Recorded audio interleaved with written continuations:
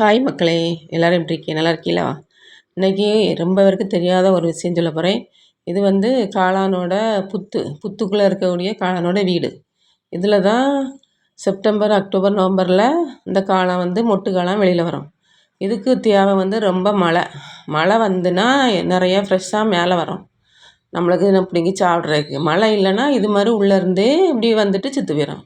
இந்த சீசனில் அது கண்டிப்பாக வந்தே ஆகும். அதுக்கு இடி முழக்கம்லாம் தேவையில்ல, மழை மட்டும்தான் தேவை. சரியா? இது வந்து உங்களுக்கு காட்டுறதுக்காண்டியே கஷ்டப்பட்டு எங்கள் இதில் ரொம்ப மழை பெய்யல, ஏதோ எடுத்திருக்கோம். பாருங்கள். இதை விட இதுக்குள்ள வீடியோ வந்து பெரிய வீடியோ இன்னொன்று ரெடி பண்ணி வச்சுருக்கோம். அதை சீக்கிரம் போடுவேன், அதையும் பாருங்கள். நிறையா விளக்கம் கொடுத்து வச்சுருக்கேன். இது பாருங்கள் எப்படி இருக்குது பார்த்தீங்களா? இப்படி தான் இருக்கும்.